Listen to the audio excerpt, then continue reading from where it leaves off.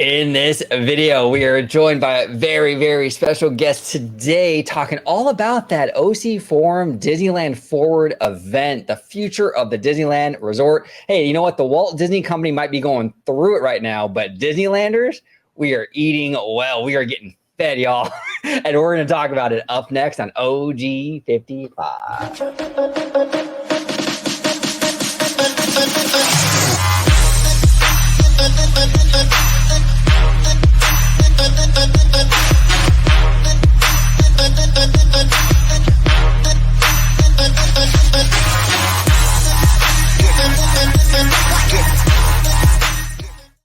Welcome aboard to another episode of OG 55. Today we're talking all about the future of the Disneyland Resort, that OCforum Disneyland Forward event. I'm going to introduce my fantastic panel. First time on the channel, we have Barry Place 28. Welcome to the show, man. So it's great to have you on, dude. Thank you. Thank you for having me. I'm excited to be here. Longtime follower, and it's great to be on the show. So thank you. Absolutely. And if you could let everybody at home know where they can find you on social media. And just so everyone at home knows, I will be linking his YouTube and his Twitter in the description. So make sure you follow him on Twitter. Make sure you subscribe to him on YouTube. But go ahead, Barry Place. Let them know where they can find you. Well, it's pretty easy. You can find me on YouTube at Barry Place 28. Same with Instagram and Twitter at Barry Place 28. Perfect. And right over here, we got the Dr. Dre, the fire marshal, the lawyer of all lawyers, Dr. Drizzle, the host of Freshly Squeezed here on the channel. Vash, welcome back, sir. You're on mute, sir. You are on mute. See what you did. I'm all discombobulated right now, right? From the amazing introduction to what's been going on in personal life right now. You say Dre the lawyer, but it's more like Dre the IT guy because of how much stuff is going on behind the scenes. It is crazy, but I am so happy to be here, OG. And like you said, the company might be going through it, but hey, you know what? Anaheim looks pretty promising, so I can't wait to break some of this stuff down. If you guys want to follow me, you can go do so right there at BashSky. Go ahead, type that in, and it should pop up for, as Christine Waystein McCarthy would say, for all the robust discussion right there. And if you want to see me, you can go ahead and subscribe to the channel you're watching right now at Orange Grove 55. We have some amazing shows coming up, including my own Freshly Squeezed, your source for juice, news, and info, squeezed fresh, right from the Grove. Perfect. And last, but certainly not least, we got Theme Park Casual back to join us, talking all about Disneyland Forward. Casual, as always, brother, welcome back. Hey, kids. Yes, it's wonderful to be back. Thank you always for the invite. Love coming and talking with you guys. If you want to follow me on social media, you can find me on YouTube at Theme Park Casual, on Twitter and Instagram at Theme Park Casual, where we have thoughts, news, and discussion from a former theme park commando for the casual visitor. Yes. And did someone say casual? I don't know. Fly casual. There we go. I love that drop. There we go. All right. Without further ado, let's dive right in. So Barry Place and our friend Casual, they attended this OCforum, this Disneyland Forward event the other day. A lot of cool information came out of this. I'm going to go ahead and share my screen, and we'll kind of dive into their experience, and then we'll get into like the meat and potatoes as to what they learned at this event. It'll be a really, really good time. Go ahead and share my screen real quick.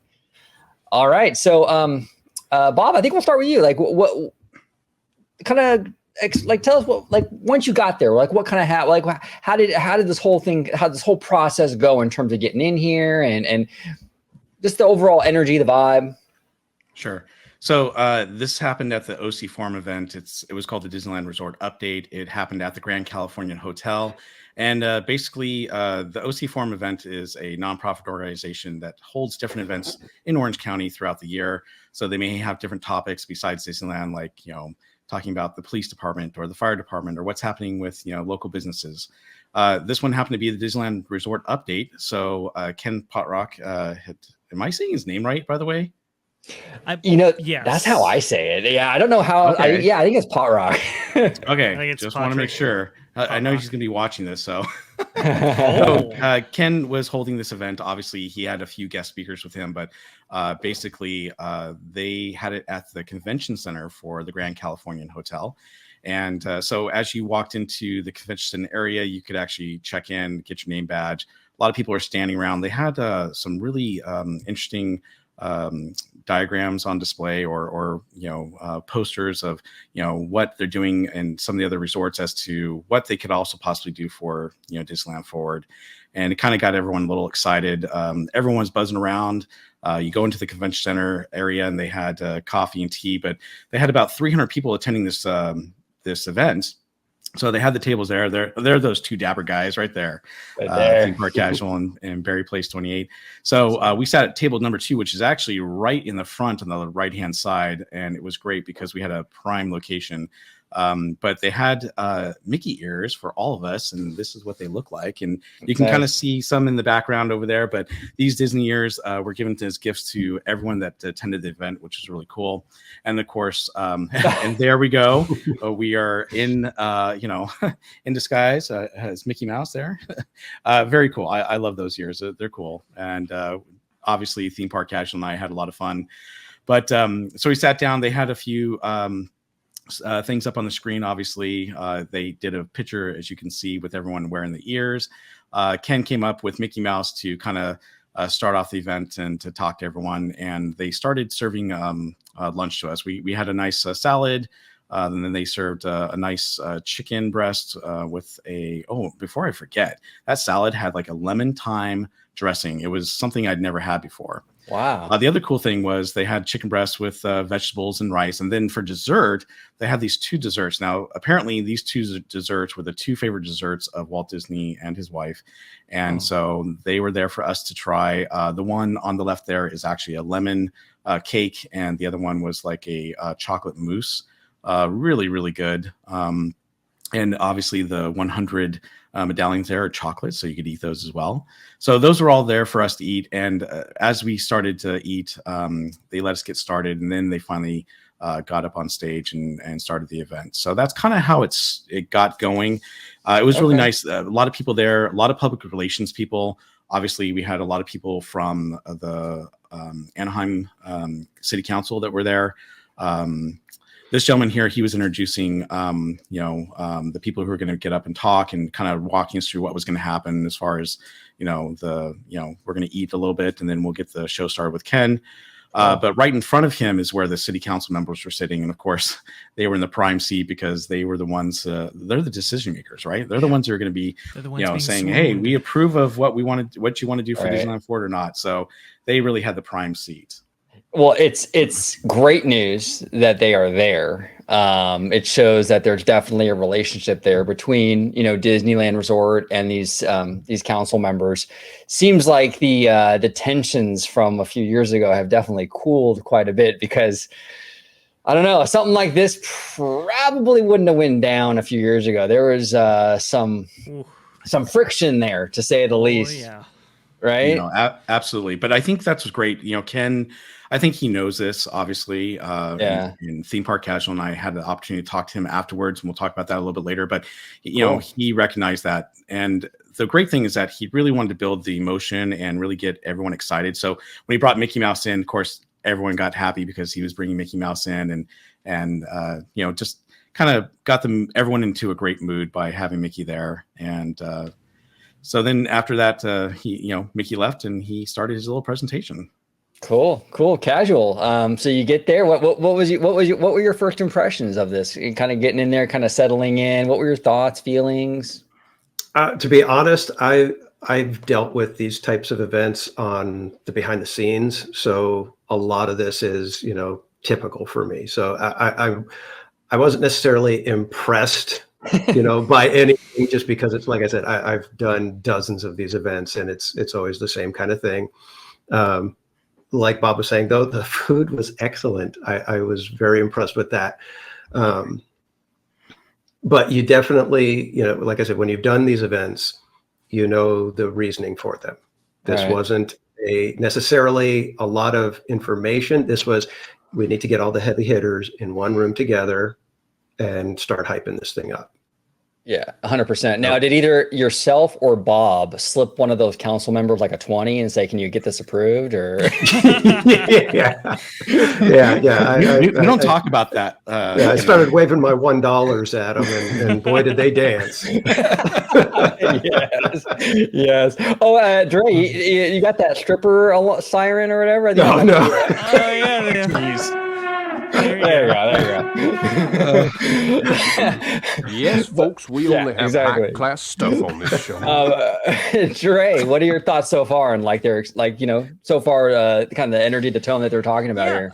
It seems to be very positive, and that's good. That seems to be attempting to swoon people, which is much better than the stick portion of the whole carrot and stick dynamic, right? Yes. It was a very contentious relationship before, and the Disney company, for many of its projects related to Anaheim specifically in the last 10 years, people felt a little strong-armed by the company, and I'm liking this approach. I really am, because I think you would attract more. I think OG, you've said this multiple times before. You attract more flies with honey, and yes. I do agree. I think kind of playing to the sensibilities of the city council in this way, I think is a good idea. And it's at a time when I think Anaheim could really use some big corporate investment. So I think, the way Ken is talking, and we'll get into that as we get kind of in the meat of the subject matter here, with the way that some city council people have been involved in this kind of whole expose of what Disney wants to do here. It seems to me that they're really kind of eyeballing approving this thing, and that's good to see, because man, even this project has had some ups and downs, right? It's interesting too, the different styles, and we have a friend of the channel, Gator Fan, on Twitter, right? Gator Fan is a really passionate Walt Disney World fan. Absolutely. And he's messaged me before on Twitter and stuff and said, it's really a shame that Disney's approach to the Florida thing with Reedy Creek isn't the same kind of willingness to sort of work with DeSantis or whatever. Same kind of the civility that they have here with the Disneyland Forward thing. And it is kind of interesting, the different approaches. I mean, it's crazy, so I don't know, here they feel like maybe they can kind of swoon and be nice and get what they want. I guess maybe in Florida they feel like that's not the right approach, but it's just vastly different approaches on both coasts. Yeah, but you got to also look back. I mean, Disney is doing this because they already tried that. Hey, we're coming through. We're the 800-pound gorilla, and we're going to do what we want, and they got their hand smacked.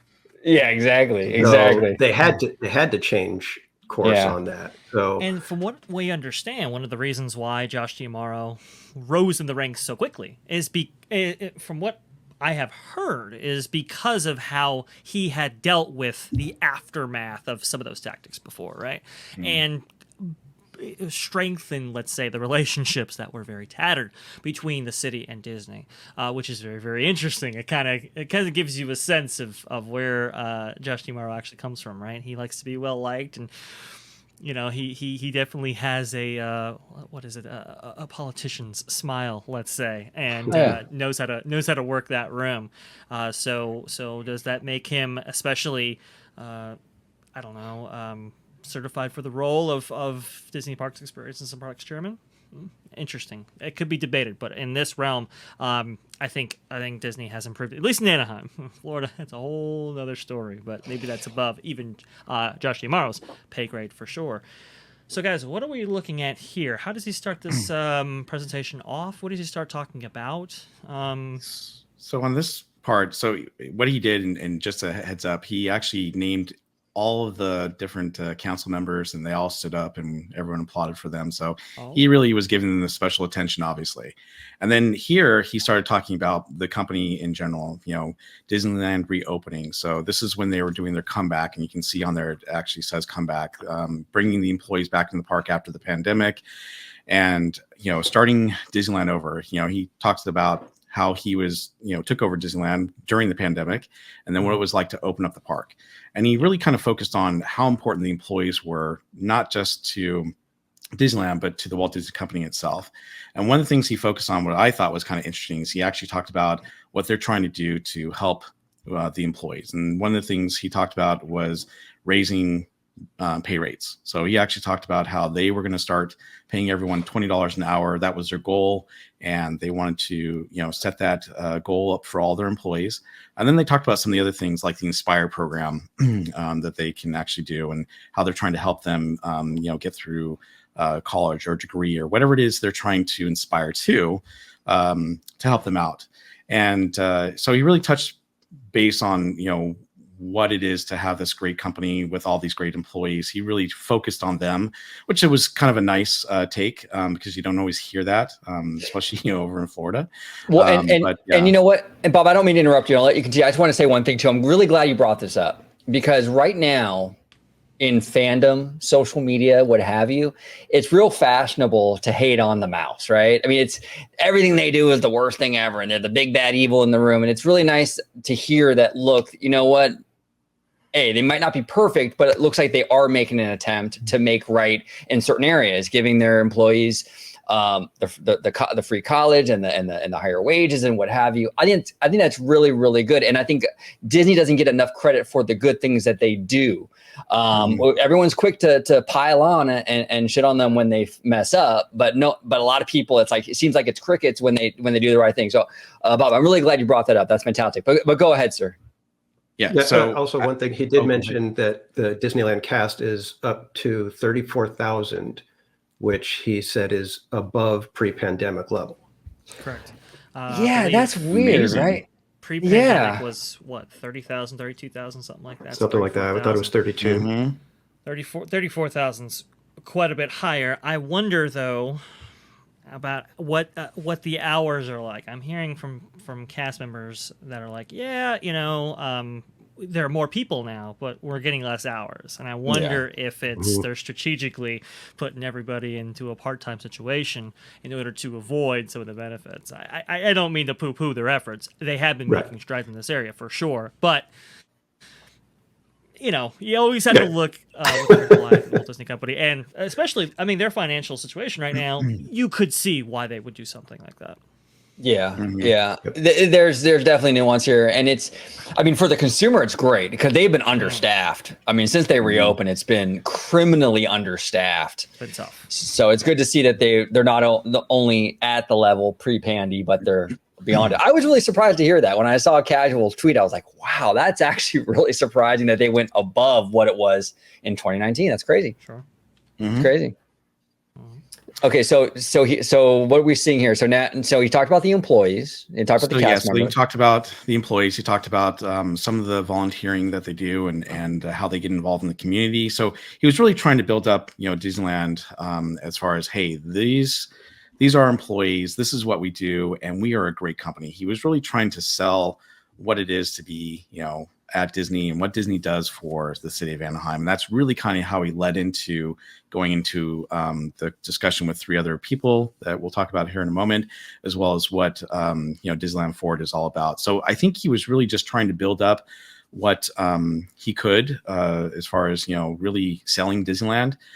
For us, he doesn't have to sell it, but for the city council, he had to. Well, specifically that benefit their interests and their investment benefits the community specifically. I think that by the tone you talk, Bob, I think that's what he was trying to relay. Is that accurate? Mm-hmm. Yeah, absolutely. Some of the other things too he talked about were, he talked about Mickey and Minnie's Runaway Railway opening up, how it's been a big success for them.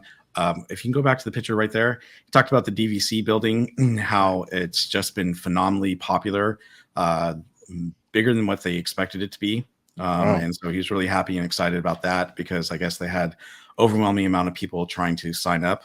His quote that I caught was ridiculous record-setting response. Wow. That DVC tower. Well, and here's the thing with this tower, right? And maybe I'm getting ahead of ourselves here for a second. I just want to kind of bring this up real quick, though.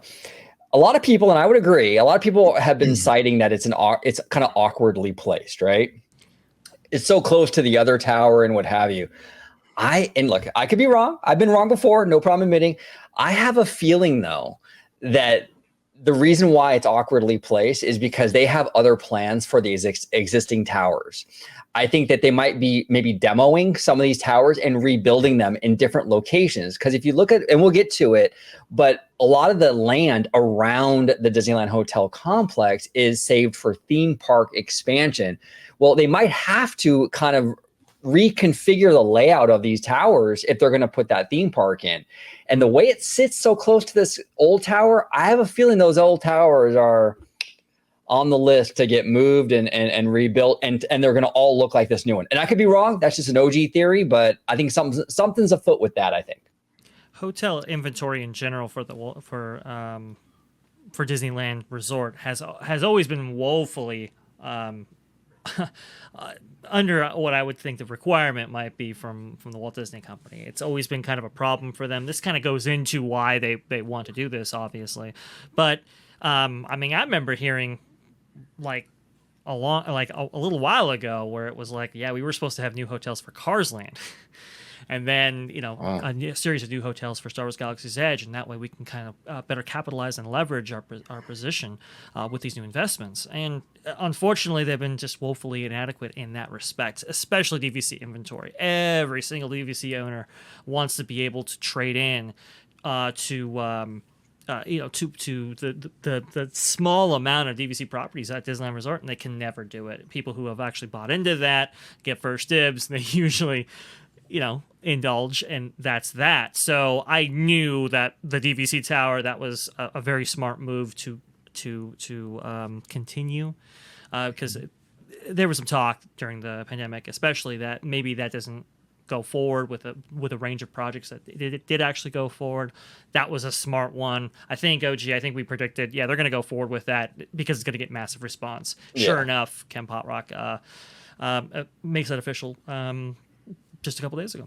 Which also bodes for more DVC, I'm sure. If he was saying this as what was it, a ridiculous response or whatever, mm-hmm. I think that they're looking to expand that. But I really do think there's something going on with this Disneyland Hotel complex. I think that now look, I'm not saying they're going to just bulldoze the towers and then be done with it.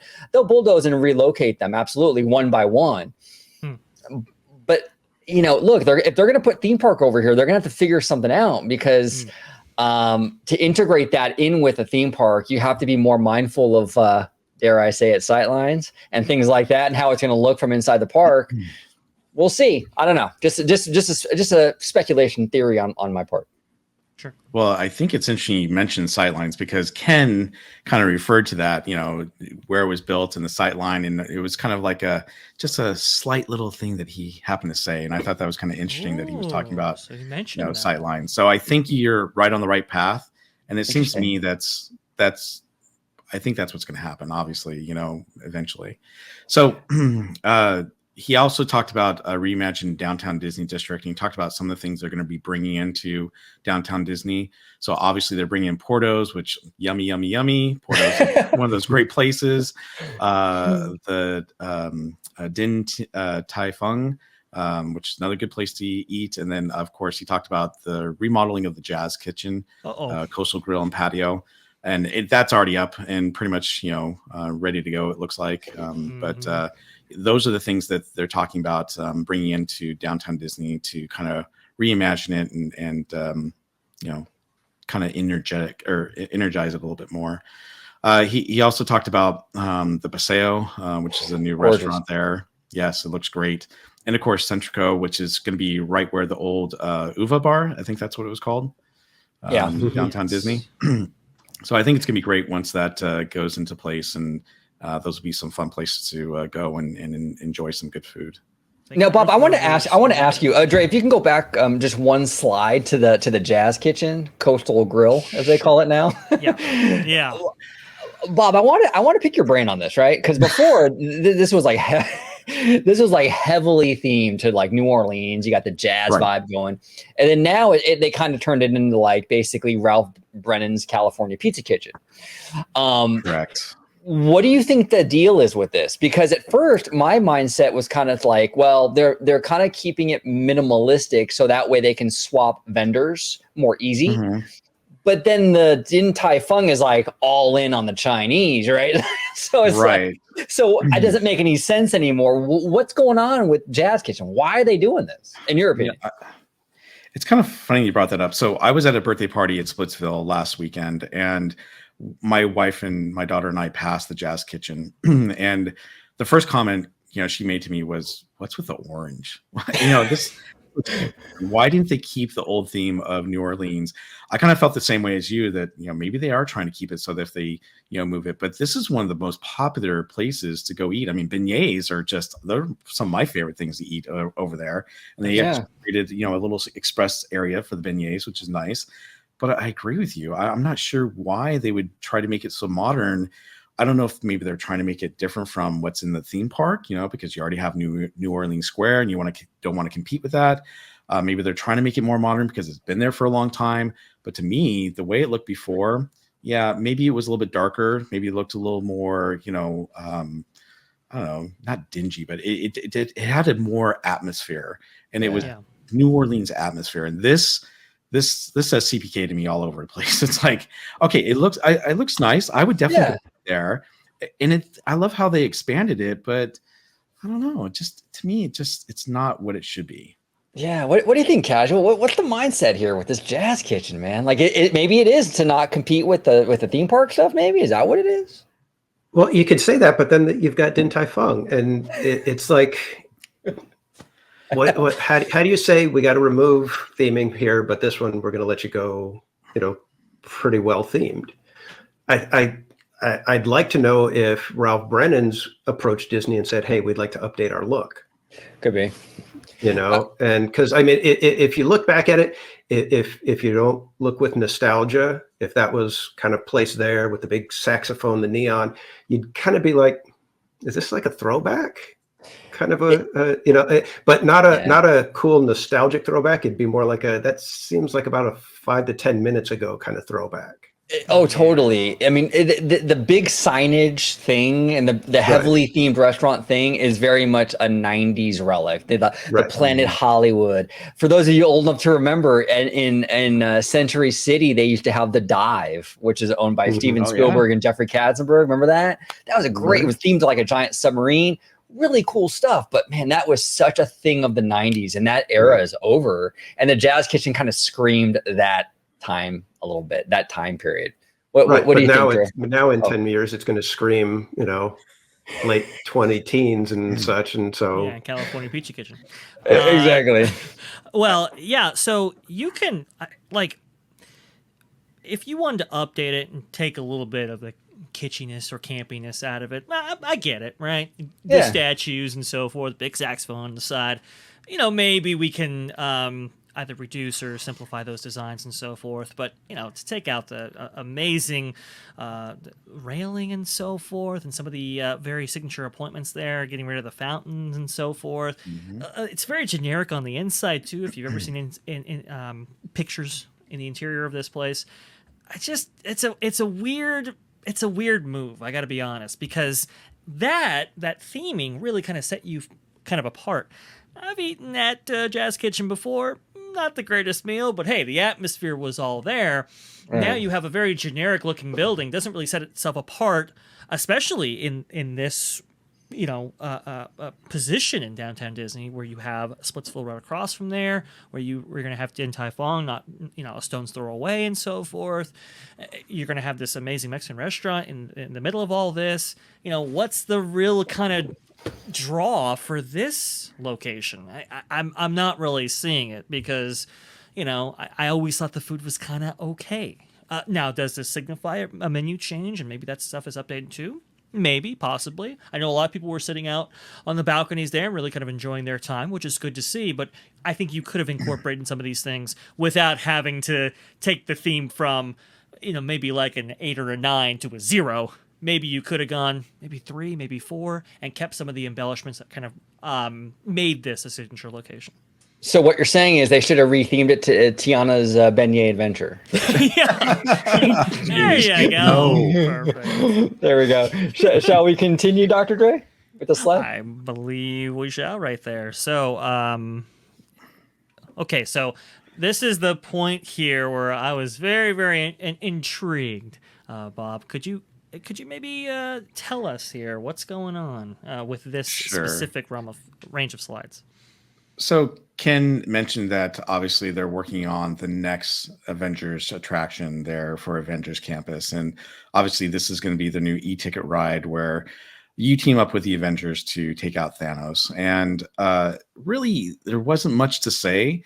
Everyone was like, ooh, ah, but I mean, they did this at D23, so Right. it really wasn't anything new. It was just quick, hey, we've got other things, other attractions coming out. This is one of them. You guys are going to love this. Not only are you going to love it, but you are going to be part of it. You're going to be with the Avengers to take out Thanos, and this is going to be a great, attraction for everyone. So I think he was trying to just build up the park still, because right about this time he was talking about the Mickey Minnie's Runaway Railway as well.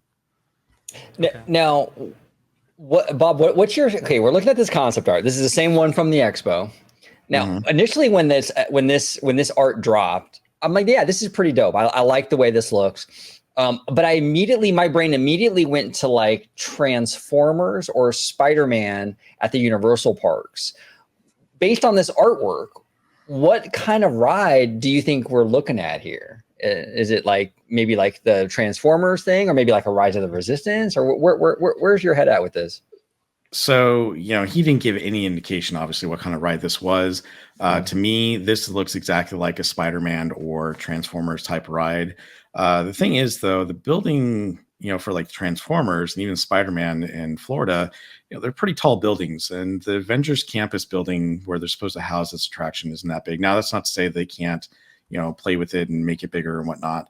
But it seems to me that this is the same type of ride vehicle that you would be in for that. And it also looks like it's more of a screen 3D type presentation. So because you're going along the ride with the Avengers. So I agree with you. I think that's exactly what they're trying to go for. But we'll find out once they finally do make an announcement and tell us what it is, really. So yeah, well, and there were rumors. There's been a lot of rumors within Diz Twitter or what have you that this attraction has been canceled. This attraction has been canceled and revived more than any attraction in the history of the Walt Disney Company. I'm telling you, this thing has been dead and come back so many times. But it seems like it's back on the table. But what are your thoughts, Casual, on this attraction? What kind of ride system? All that good stuff. I don't know. I don't think they have a big enough footprint to be able to do anything like Cosmic Rewind. No. So it's got to be basically along the lines of Spider-Man, Transformers, and I guess we'll see. I don't know. There was a piece of concept artwork. Zoom in. There was a piece of concept artwork. Let me see if I can find it in this slide here. Yeah. Okay. That if you see only the kind of exit and entrance portions of this attraction were going to take place in the building that they have currently in place at Avengers Campus right now. But there was going to be this kind of box type structure in order to house this thing on the back end. Now, hopefully, can't really see that from Cars Land, at least from the most strategic points there. We'll see if that's actually the case. But I think they can go taller and so forth in order to compass this thing. But you're right, Bob. The attractions of Spider-Man and Transformers, to do them now, to do them with Disney, and to make this thing, I think the showstopper that they want it to be, it's still gonna take a lot of money. It's still gonna take a lot of investment. What I think is critical here is that he mentioned it at all, because, well, if you remember the D23 Expo, that was shown off by the previous management, right? by Chapek, and we do know that quickly after Iger stepped into the CEO chair again, that there was an evaluation process with all projects under Chapek's leadership. And at first, it was very much like, hey, we're not going to do anything Chapek did because I'm different. Now it's like, maybe he wasn't so bad in terms of ideas. So there's been some more cherry picking. But the fact that they touted it once again in that kind of interim, normally that wouldn't be a big deal, but because of what has happened in that time period, I think that's a good sign that we are still getting this attraction, and maybe it's going to be better than what they hyped previously. We'll see. I think it will be. And look, this is pure speculation, but Bob Iger had a pretty good track record with parks before Chapek started getting involved with the parks in like 2015, 2016. He had a pretty good track record with DCA 2.0 and Pandora and, Cars Land and all that good stuff. Even Shanghai, pretty quality park. Not a lot to do, but it was a pretty quality place. It wasn't until Chapek came in and started kind of gumming up the works. And look, I think Bob Iger, when it comes to parks, when he does get something greenlit, it's usually pretty good. I think he will infuse more cash into this attraction if he feels like it's lackluster. Also, Marvel, the MCU is really the basically Bob Iger's baby, right? He loves the Marvel MCU. He's a huge Kevin Feige fan. So I think he's going to go all out with this attraction. Now I'm not going to go as far as to say this is going to be like, like an Indiana Jones or anything like that. But I think it'll be a quality e-ticket for the park. And we need it. We don't really have, outside of Radiator Springs Racers, don't really have a big e-ticket. People say Incredicoaster, but and now that you can actually have a direct revenue stream via boarding passes or right.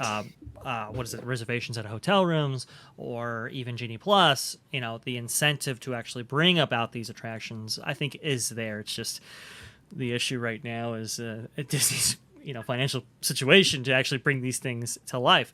We will see when and what form this actually takes right here, but I am encouraged. Not just for what you're seeing on screen right here, but also Avatar and maybe what the future holds beyond just the two gates that we have right now. Also talked about Steve Rogers the musical. Is that right, Bob? Yep, he sure did. He announced that June 30th, Rogers the musical was, well, it's funny because he says we've got a brand new show featuring Captain America, and it is a musical. But he encouraged everyone to check it out when it opened on June 30th. And he said it was going to be great. So I think it's going to be great as well. I'm looking forward to it. I know that Casual is definitely going to be there on June 30th. Yep. I already have my reservation, and it's basically the one thing that I'm going that day for. So awesome. We shall see what they do with it. We'll see if it's a slam dunk hit or if they took a joke a little bit too far. Yeah, we have a Hulk. No, this is exactly, you're right, Casual. This is one of those things where it can be literally the most brilliant thing they've ever done or literally the worst thing they've ever done. Like, there's really no middle ground with this. Yeah. But I will say this, the one positive thing, the one big thing going for this show, Christopher Lenertz. Dre, Yep. I know you're feeling that, right? Christopher Lenertz is a songwriter, composer of Wondrous Journeys, the brand new fireworks show at Disneyland. This guy is absolutely brilliant.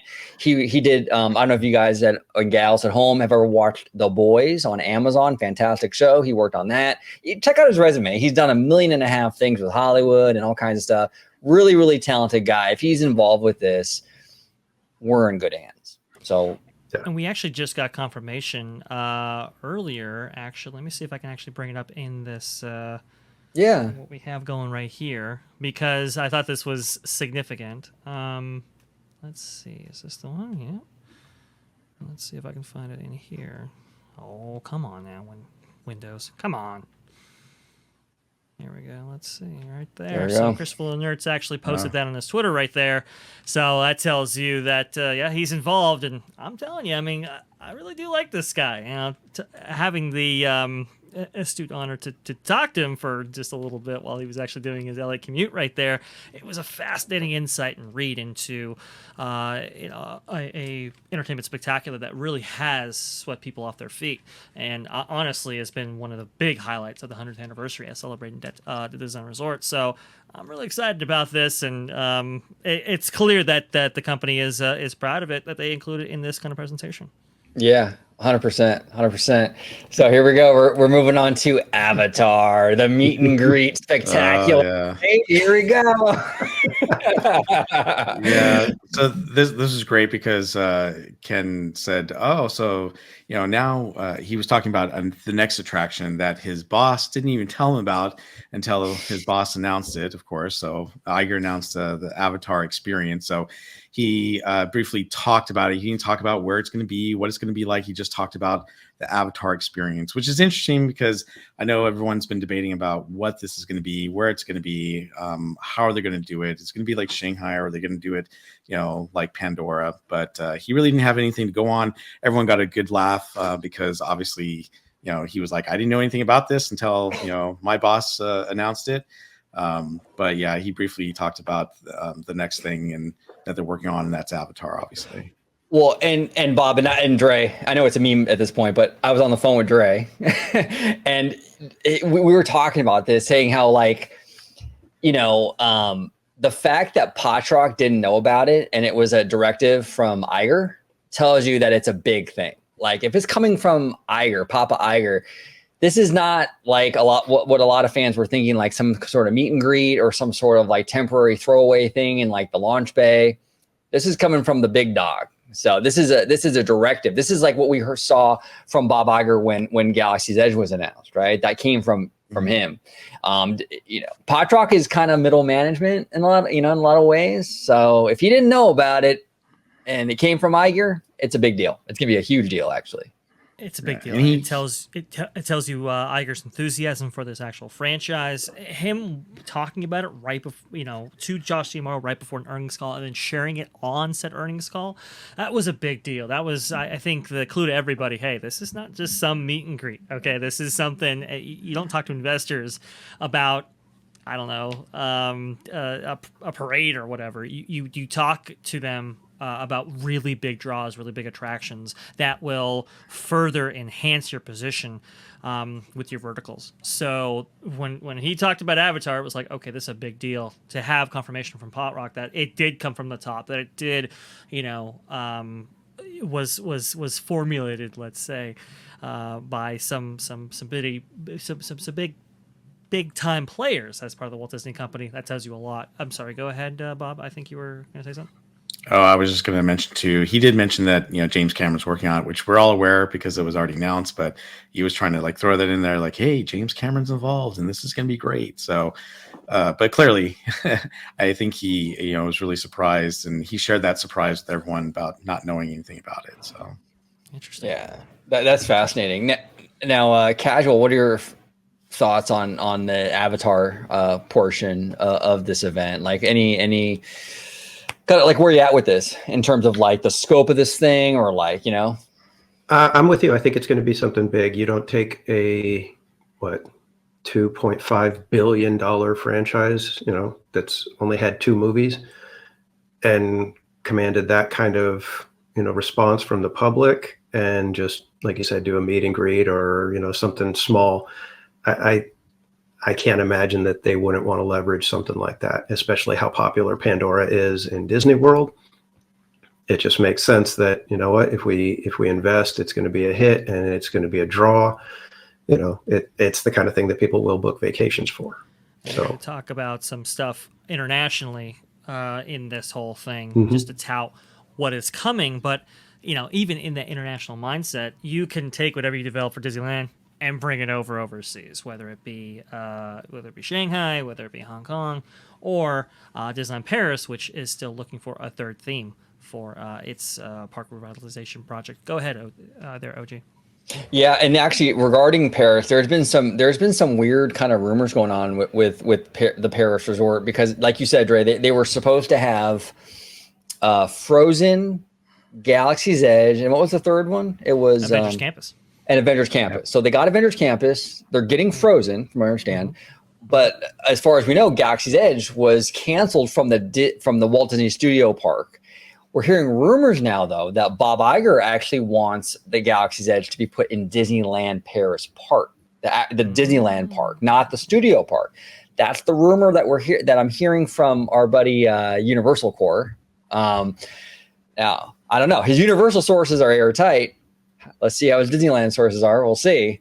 But that would be a move. That would be a big move. So I don't know. But Yeah, it'll be interesting to see how this whole thing shakes out, but I'm excited. I think that, and look, you also have to remember too that Bob Iger, one of the blemishes of the Bob Iger kind of era, like he had a lot of successful acquisitions, but the Fox deal was one of those acquisitions that were kind of like, it wasn't really so cut and dry successful. It was a lot of money. It was 70 billion. I think it was 50 billion after they sold off of some of the assets. But he's got to convince investors that this purchase for $50 billion was justified.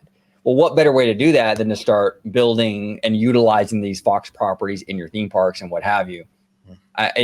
There's way too many upsides for Bob Iger and his legacy for him not to do it. So I just feel like we're in for something really big here.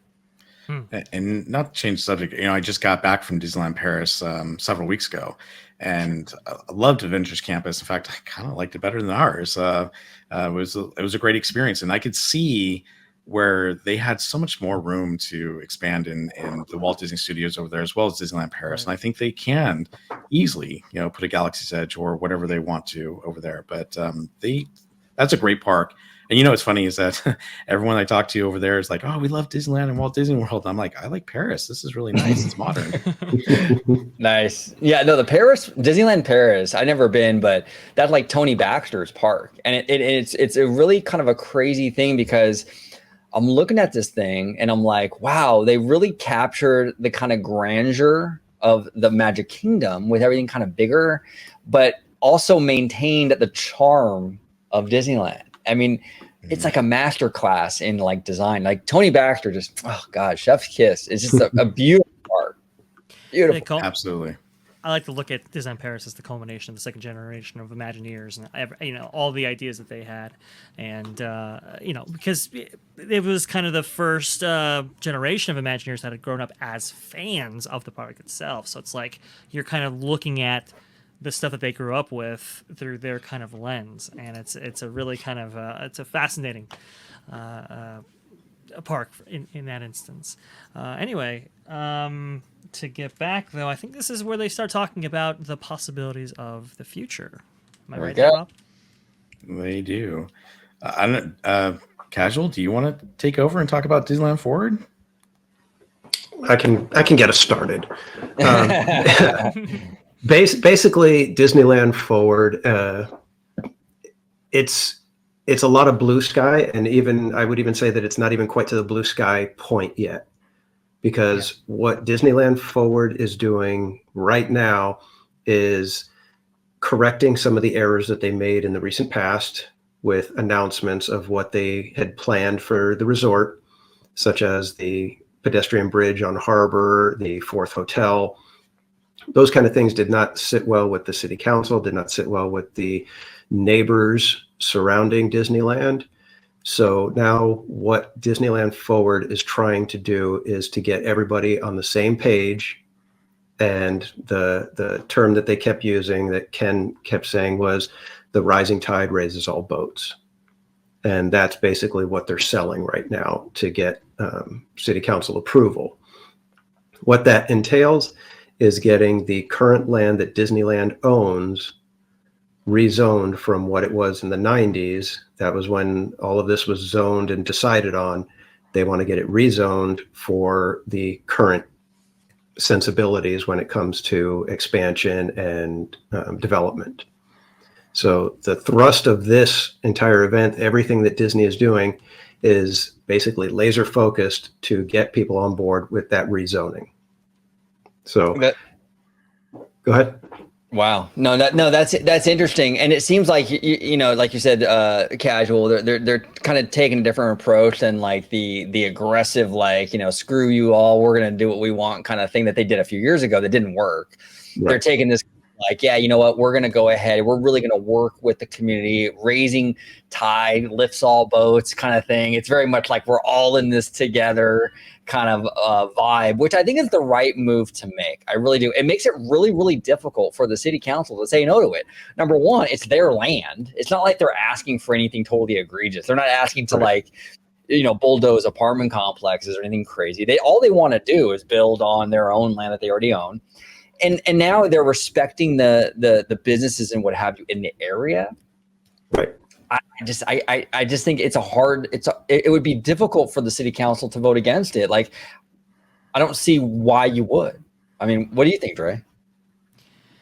Yeah, that's the thing there. And honestly, you know, thinking about it right now, it's like we know what's going on in Walt Disney World.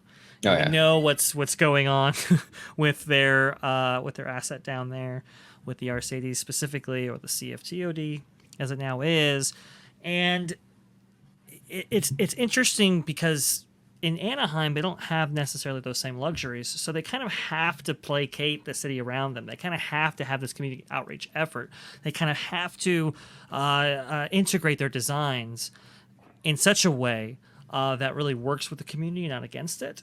And that's a dynamic that hasn't ever existed at Walt Disney World before. And so, yes, they are under more restrictions at Disneyland by far, and maybe too much in some instances. But you can see the benefits of this kind of relationship if it were to materialize after this adversarial time period in Florida, in terms of this aspect of having to work with the community around you. I think it is kind of a fascinating thing here, and it looks to be pretty fruitful. Yeah, we'll see. Let's continue. So I believe, of course, we got to get Buzz up there. There you go. But I believe there were some other folks that actually took the stage here along with Ken at this time. Is this a good time to share the PDF that you sent me? Sure, Rob? but before we do that, the reason why Buzz is up on stage, so he was talking about how for the first time ever, Disneyland employees got to put their favorite character on their name badge.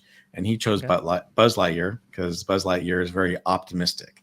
So he's an optimistic person. So he invited Buzz up there to join him. And then, of course, Buzz helped him introduce the three guests that we're about ready to see right now.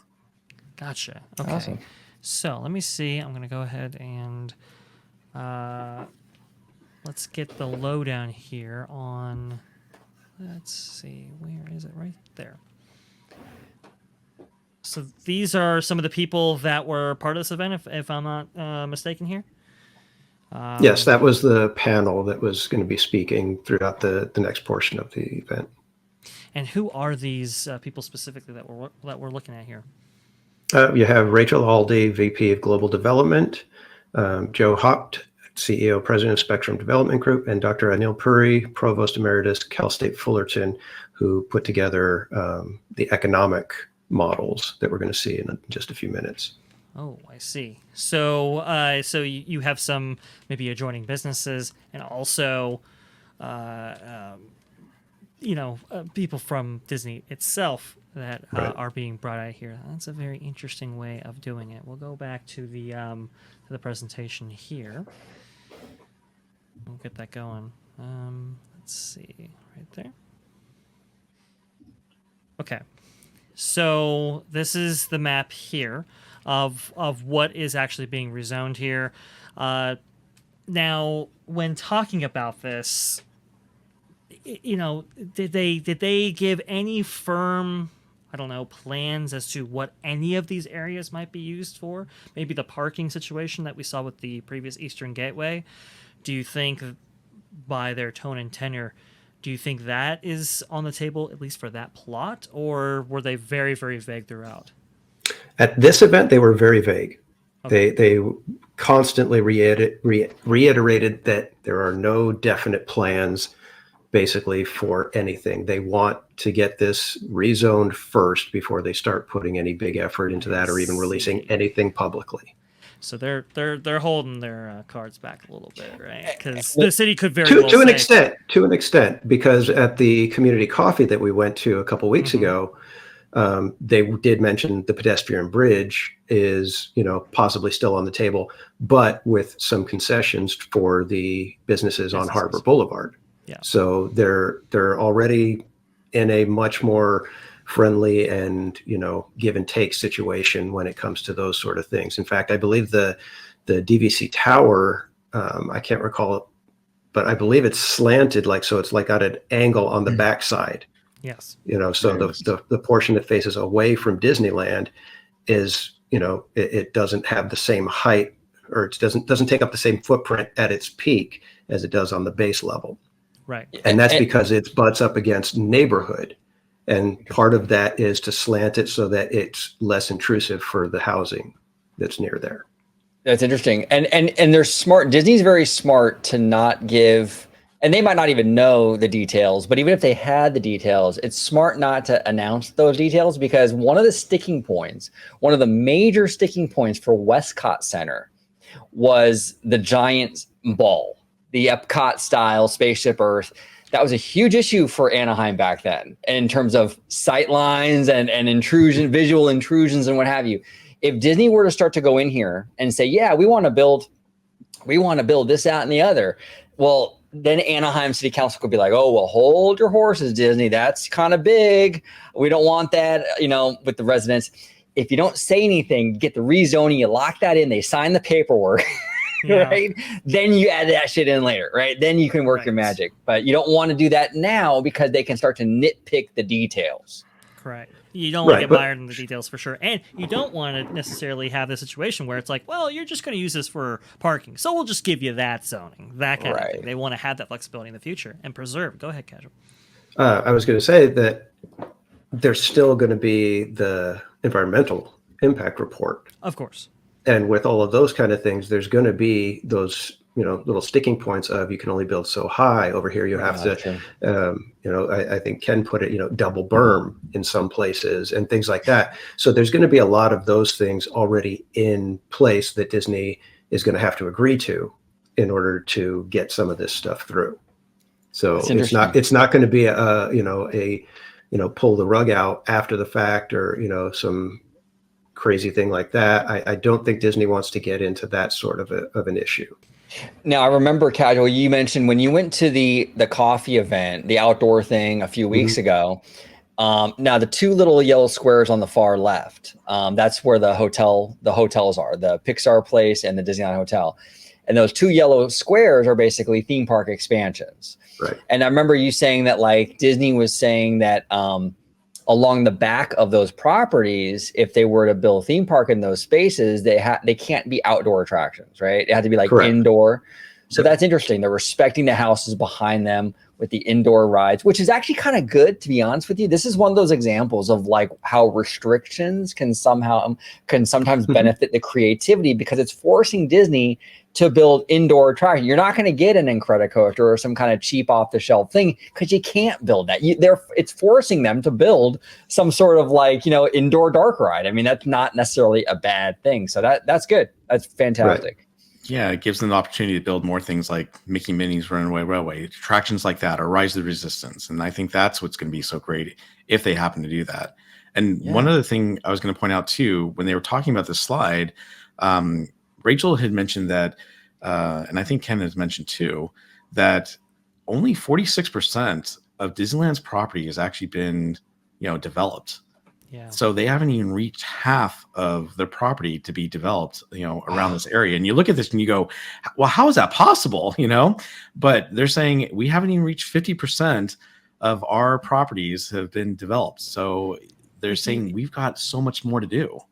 If you look at, I mean, basically what's highlighted here is parking lot space, right? Would that count as developed? I don't think it would, at least in Disney's mind. And when you add them all up, kind of visually, I can see where it's, it's about half, which is pretty startling, because we always hear about Disneyland being so landlocked. And it's like, well, we've been hanging on to expansion pads that we haven't necessarily been able to do anything with right now. But hey, city, give us the power and ability, and we can turn this engine on, which is quite fascinating.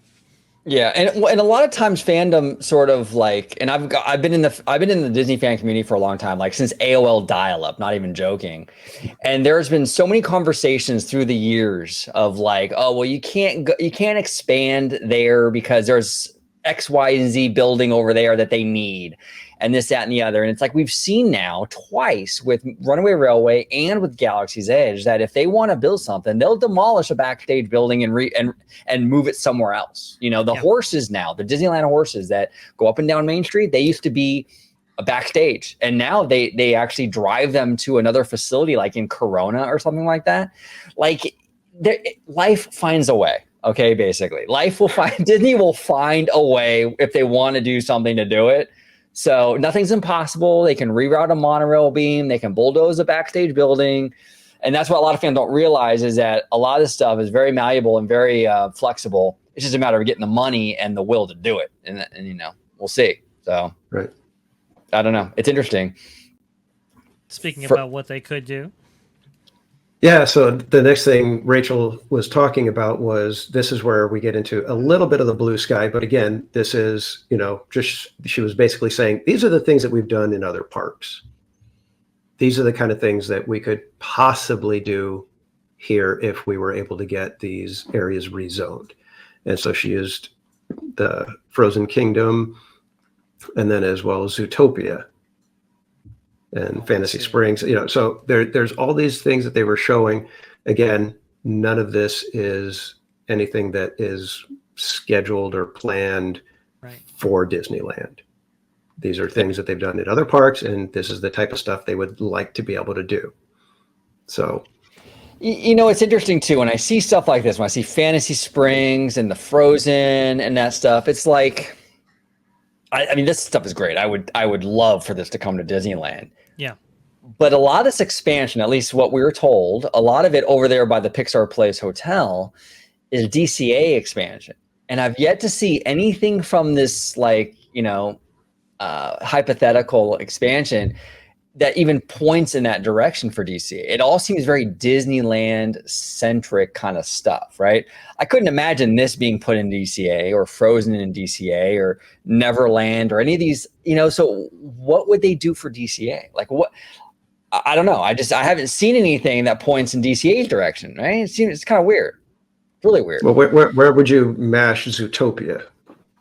Can you get Zootopia into your California-esque theme? You could actually, what you could do with Zootopia, what you could do is you could take a California city. Let's just say you take San Francisco and you Zootopatize it. Is that a word? Zootopatize? Well, we already did Hero 6 of it. Yeah, we already got Oh, that's true. That's true.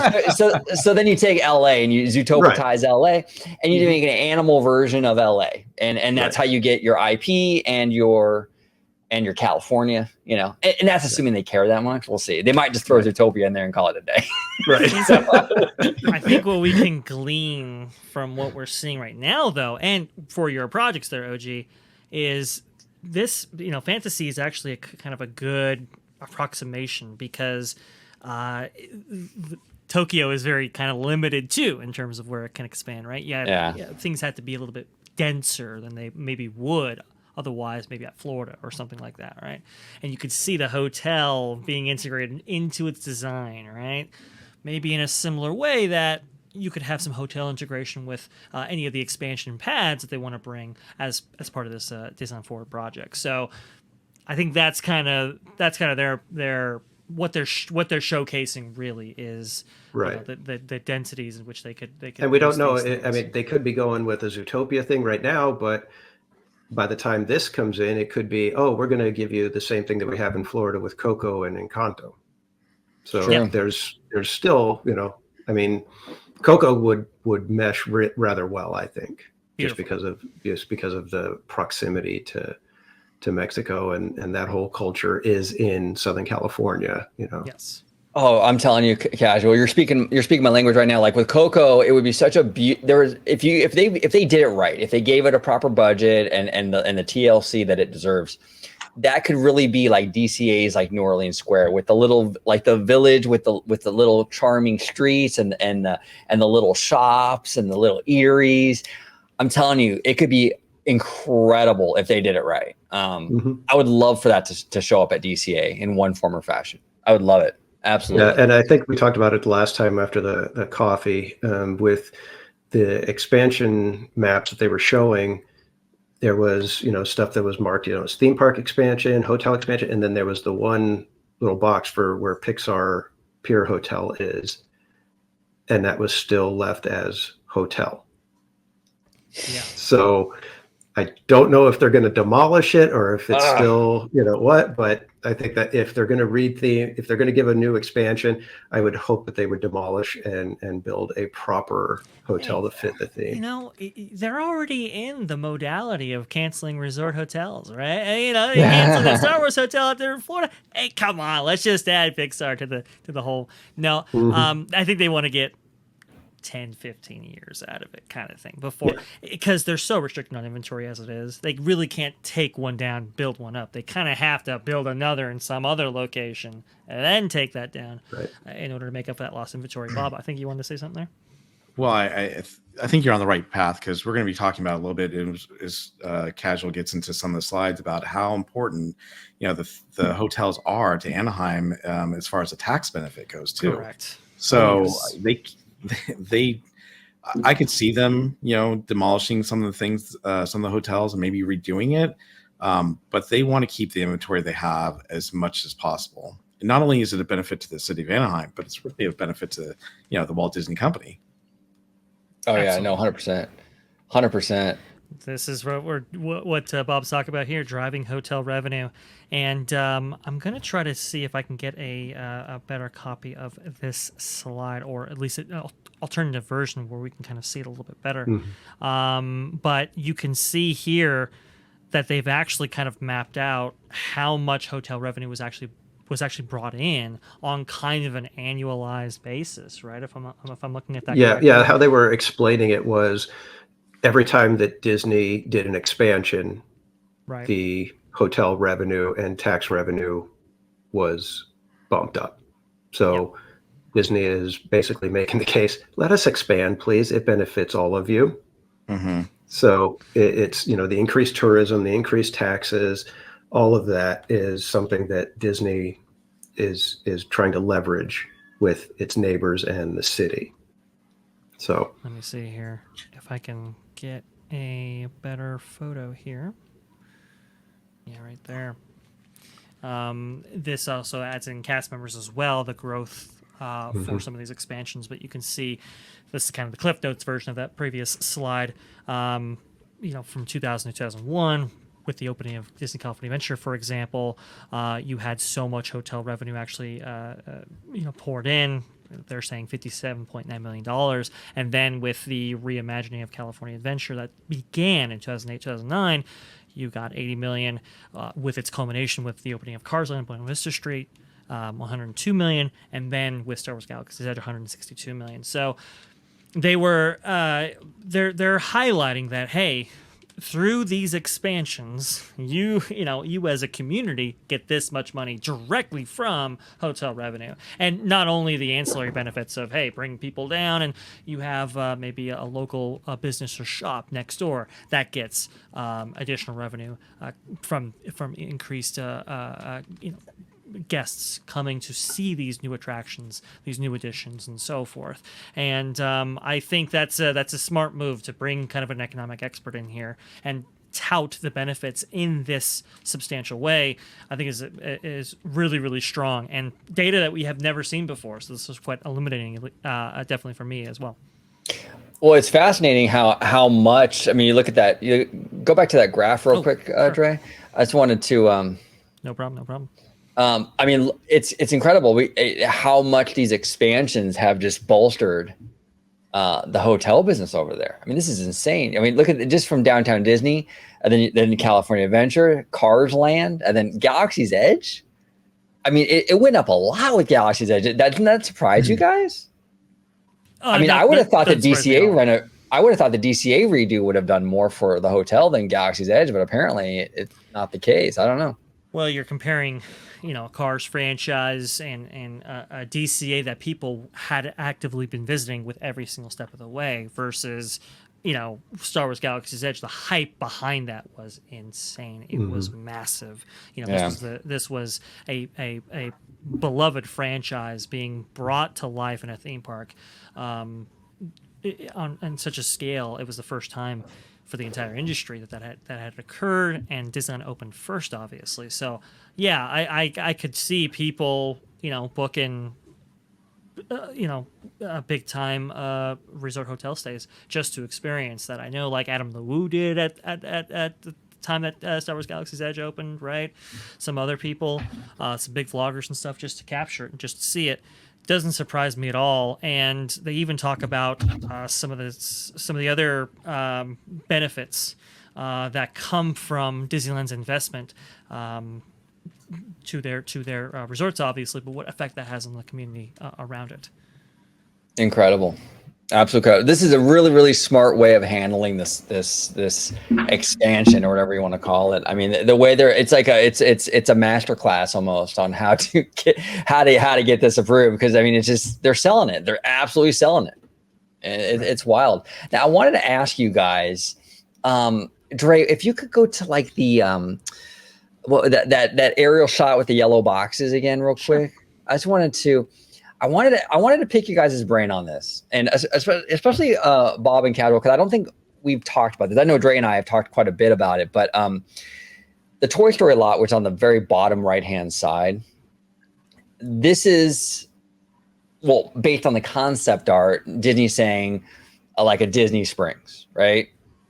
I'll start with you, Bob. What do you think this is going to be like for real? Like, do you think they will actually go through with that? Like maybe build like a whatever acre Disney Springs retail dining complex? Or do you think they're really wanting to build like a park here? Like, where do you see Disney going with this? Because it's a pretty big, it's about the same size as DCA acreage wise, like, where do you think they're going with this? I've thought about this quite a bit, and it seems to me that this is probably going to be one of the last things they develop of these 4 properties, or maybe it's the third. From everything that they've talked about and the pictures they show, it seems like they're really going to try to expand over by, Disneyland and DCA, where those other 2, boxes are. But I don't know. I mean, they're obviously going to have to take either a monorail there, which would be, great. But I've contemplated over and over what the heck they're going to do there. They could easily do a Disney Springs Fantasy Springs. I think that would be amazing. But, you already kind of have a mashup of Fantasyland, in Disneyland. So is that what they're going to do? Or I'm just not sure. To me, it almost seems like it would be a whole new park, because it is, square footage wise, it's very close to what DCA is, and could be its own, land. So to be honest with you, I don't know. Yeah, no, I'm kind of on the same page. Like, I think that, look, Disney will never get this amount of land in one spot ever again. Correct. Like, they're never going to get 75 acres of land this close to Disneyland Resort ever. So for me, I feel like, oh my God, you turn it into a giant mall, that's a waste of space, because you can do another Disney Springs with a lot less land, 15, 20 acres, and you can kind of wing that somewhere else. But you're going to blow 70 acres on something like that, retail and dining. And we've already seen with Garden Walk that these kind of like complexes don't do that well the further away you get from the resort, right? Yeah. So it makes sense to build a park here. I don't know. That's what I'm leaning towards. But I think it would be serious malpractice on Disney's part if they blow that whole thing on shopping and dining, especially in this environment where retail is kind of dying on the vine already. Well, they do.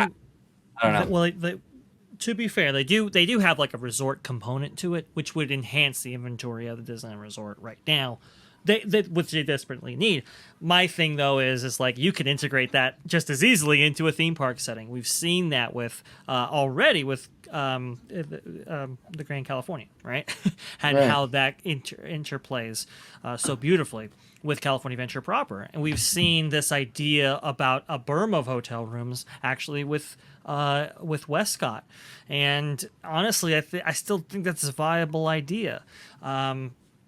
I do agree with you, OG. It just seems like a waste. And I will say, when you look at the Toy Story lot in comparison to what the old Eastern Gateway lot existing right there, man, you just look at the Garden Walk in between. And it's like, guys, that's the key there that kind of unifies this whole thing together and prevents them from having to provide transportation if that necessarily is a barrier to entry. What do you guys think about that?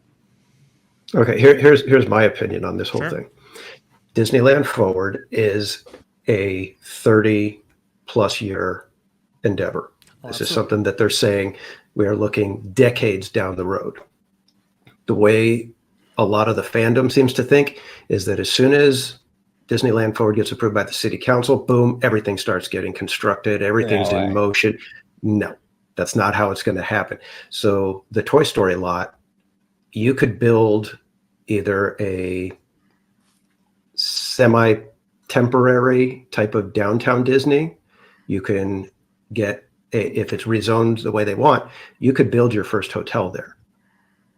Yeah. And knowing that as soon as, the 18th year happens and we're ready to get that third park under construction, that hotel is already situated exactly where you want it to integrate into the park. So all of those things, it's like you could get all this stuff set up and you can know, yes, we are going to put a third park there, but we're not going to tell anybody that yet.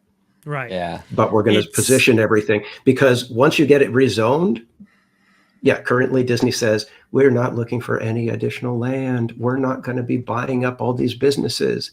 We're all rezoned now. Yeah, we want that corner at Harbor and Catella. Yeah, we want the garden walk now. Yeah, all you little hotels over here, we're going to go ahead and scoop you up. That could happen 25 years from now. So we need to remember that Disney is looking at the extreme long game.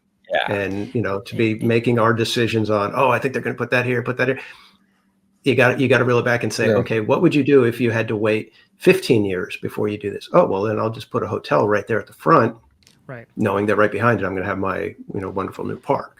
And you have to realize what the resort needs right now. Right, exactly. It's parking and hotel inventory. That's what's gonna. I mean, those are things that I think are gonna get be put on the first. Come out the gate with them. Sorry, Bob, you were gonna say. Oh, sorry, I was going to say, so one of the things, a few weeks ago when we went to that Disneyland Forward, coffee event, one of the things they actually had for Toy Story, and I totally forgot about this until I just looked it up, but it's called theme park overlay, right? So the other parts that are over by, the hotels, say theme park is what they want to zone it for, but theme park overlay is what they kind of had imagined. And of course, what Casual was saying, this is endeavor for Disneyland Forward is, for the next 20 to 40 years. This is what they want to do in the future. It doesn't mean they're going to do it. But I think it's interesting that it's a theme park overlay. And again, I'm not sure what that encounters. Maybe it's what, Casual was talking about, and how they would expand it that way. But theme park overlay, I mean, what do you guys think? What would a theme park overlay be? Like, I kind of feel like when I think of theme park overlay, I kind of get the idea of like a hybrid mixed use kind of thing. Like, perfect example, and maybe this is a bad example, but like the Galactic Star Cruiser, for example, is sort of a theme park overlay. It's talked about that too at the coffee event. Yeah. Right. It's a theme park. Yeah, it's a theme park element, very much so. It's themed, it's an experience for sure, but it's also a hotel, right? So is that what they mean by theme park overlay, where it's this blending of like hotel and theme park, or retail and theme park together? It's not really a theme park per se, but it's in that same kind of vein. That's kind of where my mind is kind of going with that. Yeah, I mean, the current mindset when it comes to development is, if you're going to put shops in like a mall, put some professional office space above them, put some apartment space above them, and integrate things. And I'm viewing it at the same way. So you'd have theme park on your ground level, and then in certain places you'd have space for the offices and whatever above them, or integrate the hotels and have them experiences so that the guests don't ever feel like they're leaving your park no matter where they go. And that I think would be an interesting concept at this point, because everywhere that you have Disney, the resorts are either self-contained or they're completely separate, from all these different places. It's when you get in the parks that there's that immersion and that, cohesion between, one land to the next. Whereas if you could create a park that has all of that, but you've got your downtown Disney style stuff, your hotels all integrated so that it's this entirely cohesive package, does that change people's mindset as to what they're willing to spend? You're going to need a draw for this space, I think. So I think it's going to be something substantial. Like you said, though, it's way far out there. It's a good reminder for us for sure. Don't sleep on this though. I think they're going to do something. Even with that one slide they were talking about, for every $1 billion that Disney invests in the Disneyland Resort, the community benefits so much, right? They're speaking in the realm of billions. What does that tell you? Right.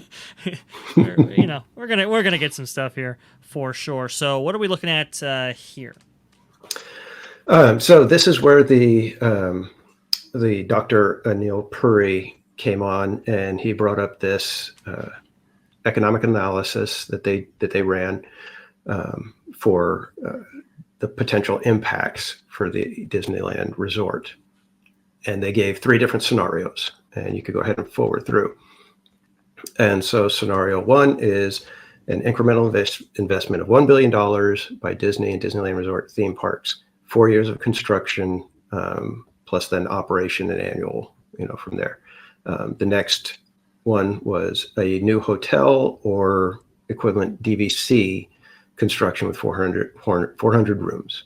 And that's a 3-year construction and then operation annual after that. And then they gave the third scenario is the full build out of maximum entitlements, including theme park and hotel or DVC. 10 years of construction, operation annual. So what they're setting up is they're showing you basically the first 2 scenarios are what Disney could do right now with their current property and the zoning that they have. Scenario 3 is this is what we could do if we get this rezoning done the way we would like it to go. So he went through, and the next few slides are going to show, the things that they took into account, the geographic areas that are impacted, which starts with Anaheim, goes to Orange County, and then to California, the impacts for employment, labor income, tax revenue, all of that stuff is what we're trying to, kind of determine from these models. And again, these are just, scenarios that they built, ran through models, and are, given what those sophisticated models can produce. Interesting. I see. Interesting. Well, the DVC, they mentioned number 2, the DVC stuff. Based on the reception of that Disneyland DVC, Disneyland Hotel DVC, you can expect more of those. That's for sure. I think they're happy about what they saw with that. So yeah, sure they are. We gonna get more of that. That's for sure. But it is kind of interesting because it's kind of showing them, well, if we don't get what we get, this is kind of what we're thinking right here. But hey, maximum entitlements. Yeah, that's exactly what this was. I mean, yeah, we're going to look at the numbers, and I think we've kind of foreshadowed it well enough to where you can see that scenario 1 and 2 are nice. Mm-hmm. Nobody would complain about them if that was your company. Mm-hmm. But when we get to scenario 3, you're going to look at it and you're going to kind of say, wow, what are we doing even talking about scenario 1 and 2? Right. Okay. So as we continue through the slides, they're he's given the background as to what we're looking at, direct impacts, capital expenditures, all the different things that you can easily see right away. Then the indirect, from all the things that's involved with all of that, mm-hmm. And then finally all the tax revenue that's brought in. So you got scenario 1, impacts to the city of Anaheim. So they're looking at employment. They're estimating that just through construction for the 4 years, you would add just over 1,100 jobs for a total of 4,500 jobs over the course of those 4 years, with the impact of annual operations leading to 2,300 jobs. I see. Then you move into the labor income, and it's generating, the construction is generating the 101, I believe that's million. and Yeah, that's then millions. yearly operations generating 120 million. Right. So this is kind of showing you this is a more detailed version of than what the media might be sharing right here, of the breakdown of all the Right. things that could come from in dollar amounts, which is quite interesting. We have never really been privy to this kind of information before about what the economic impact of these things can be throughout these various scenarios. And even in scenario one, it's not too shabby right here. But as we go along, I'm guessing we're going to have scenario 2 and what the kind of the DVC be brought online there Right. with those 400 rooms. What just alone, what that might bring in, and again, the numbers are even Not with that to this, shake a it's stick at. Yeah, that's exactly it. It is, and you're looking at this, and they're setting it up, saying, what, look, if Disney is able to expand and to do some, investment, look how much it generates, for the community. You've got your construction that's going to be, over 3 years for a new hotel or DVC. You've got, people that are, these are the labor income. That's what the workers are making. So you've got, 46 million, yearly, then after that, 25 million. And then the fiscal impact, 5% increase, versus pre-pandemic resort area tax revenue. And that's off of them, investing in a single hotel. Gotcha. Wow. Okay, and That's that's incredible. kind of why you tout the DVC tower before, right? And it kind of gives you Right. an And so, idea. but it's trying to give everybody perspective on this, saying Sure. that's one hotel if we can build one hotel. Yeah.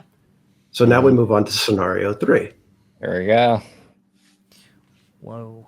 Okay. And yeah, look at those numbers are jumping up. That But is again, this is now they're looking at a over the course of 10 years.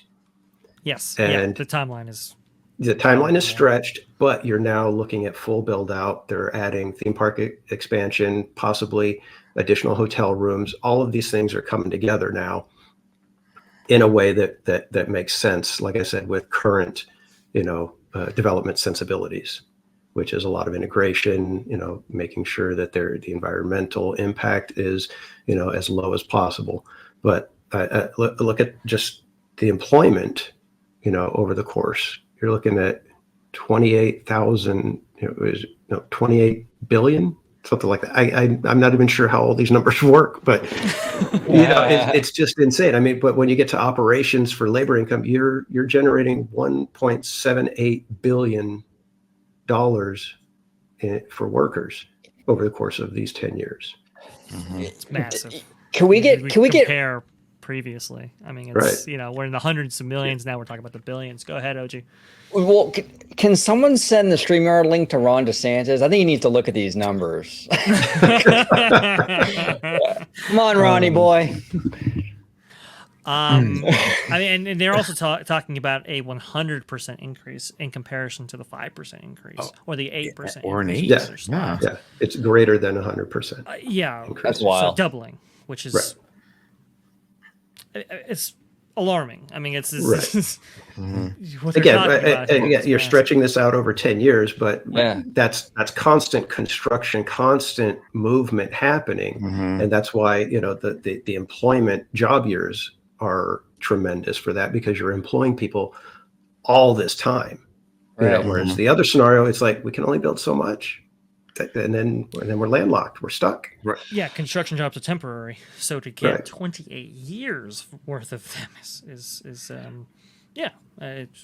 great. it's a lot. Well, and look at that too. That's 28,000 more jobs added to, not just what Disneyland already has. And right now they've got, they're touting 34,000, but Right. this is 28,000 new jobs, more than that, over the next 10 years. So I think that's great that, that they're able to do that. And not just for the operations, but, you're including over 5,000 new jobs just in construction. But yeah, the money is huge and the impact to Anaheim is huge. Like you said, it's just amazing that, and they really did say, hey, we could do scenario 1, 2, and 1 is probably what we're going to do. 2, we could do that as well. But if you allow us to do this, this is what we've got coming. And look what Anaheim can get from this. This is the benefit that Anaheim's going to get. And just to clarify, just to put a finer point on it, we know what 34,000 looks like right now. Could you imagine 20,000 more jobs? What that looks like right there. I mean, we're talking about. We talked about the 46% figure and how much was developed here. I mean, what are we talking? We're talking what an 80% increase, I think, or 75% increase in what we have right now. I mean, that's a remarkable growth prospect right here. It doesn't necessarily mean that they are going to do all of this. Of course, plans change and so forth. Maybe they get more ambitious. Maybe they get less. But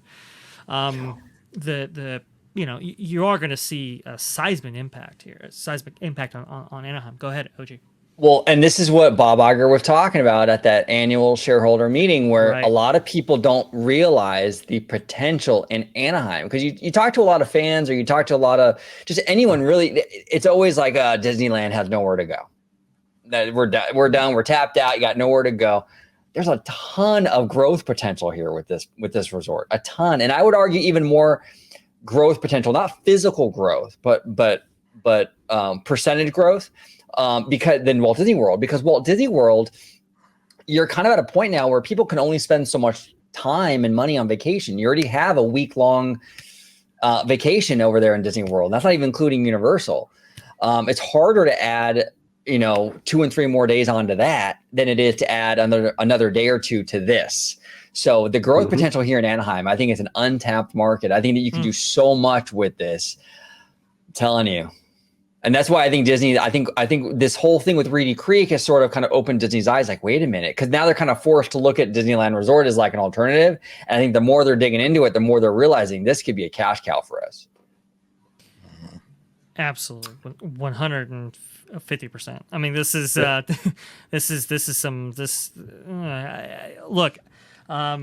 We just got out of a very dark time for Anaheim, where, I mean, there wasn't even just a lack of economic investment. There was a lack of economy entirely, right? Yeah. So I think, Anaheim, I think, is really kind of hungry for big time corporate investment wherever they can get it.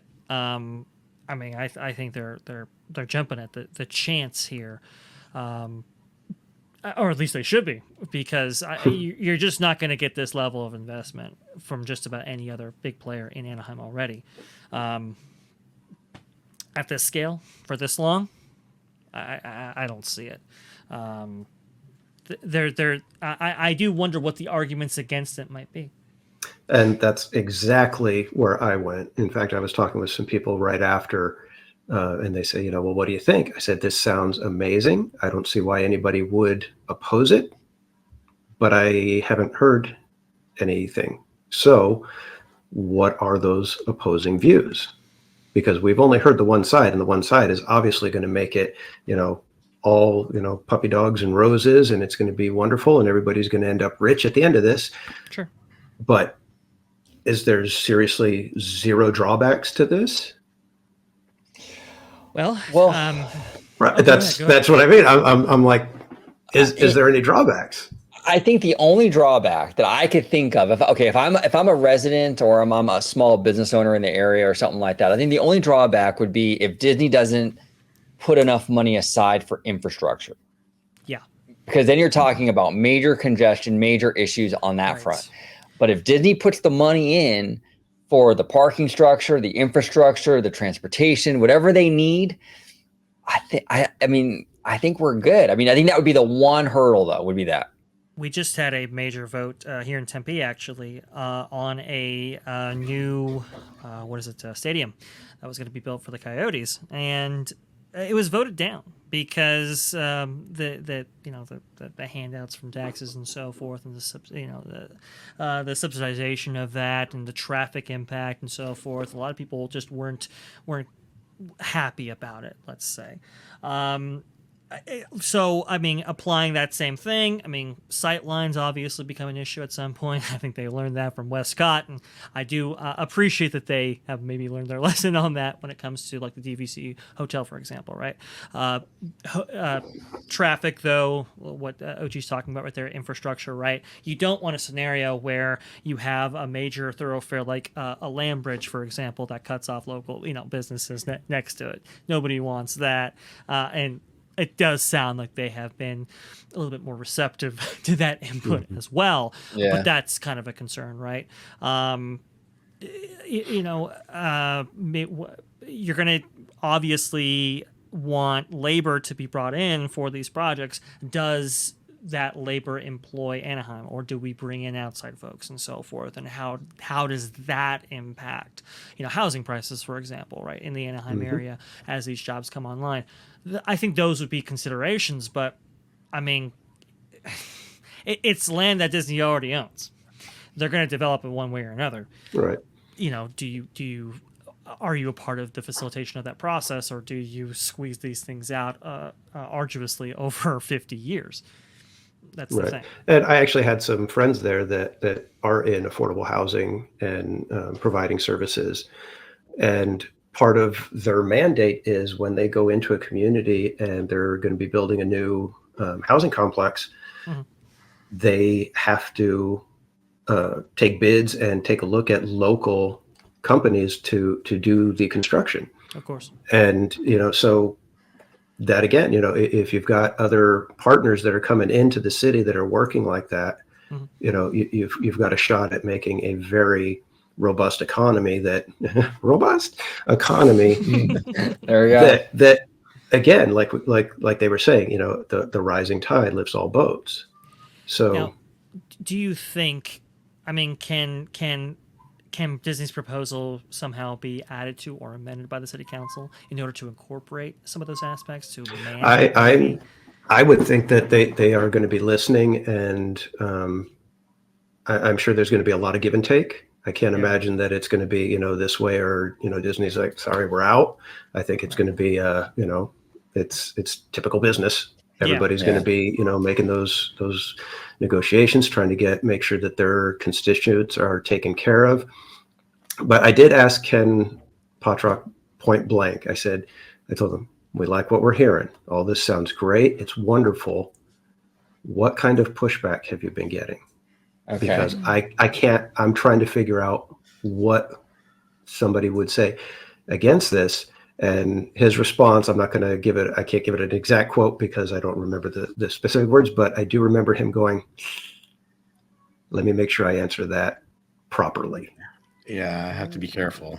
Yeah. So, and basically the thing that he's kind of watching for is he put it as people who would be opposed to Disney simply to make money for themselves, not in actual opposition to any of the reasoning, no logical opposition. It would be more of somebody coming in to generate opposition so that they can enrich themselves. I see. Interesting. That is interesting. Well, but there's those people out there. I mean, unfortunately, the grift is strong. Oh, so. It is, man. I'm telling you, don't even get me started on that. And Disney is a big target right now. They are. To where, if you have, a certain political bent, you would love nothing more than to stop Disney in their tracks and watch them flounder. And we saw Mayor Tom Tate, right? Obviously, he was attempting to work the situation in order to benefit politically from his opposition, his very vocal opposition to Disney, and attempting to stymie them at every single turn. Look at Governor Ron DeSantis, right? And how he's tried to parlay his opposition towards Disney into maybe a presidential run. the grift is strong. People have certain ambitions and they have what they want, right? And so I think you are going to have people that are going to be capitalizing on this moment, but is that necessarily going to be vocally strong enough to oppose this in any meaningful way? I just don't see it. Even the city council member, remember OG, the guy who was he wasn't necessarily a Mouse fan. You know, that would be a hard even for him to mount an argument against this. Moreno, I think his name was, if I'm not mistaken. Yeah. And I think he's actually off the board now. I think he turned out. He is, but I'm just saying, people like him. I mean, you're going to look very unpopular, I would think. I'd like to hear from the Anaheim residents of what they kind of think about this, but it's just not as divisive, I don't think, as maybe Westcott was or some of these other things. But again, we're like I said, Disney is wanting zoning right now. Yeah, they are trying to, keep all those big monstrosities out of the limelight right now, trying to make sure that, hey, we just want to be able to build the right way. Right. We're not asking for 300-foot tall space exactly.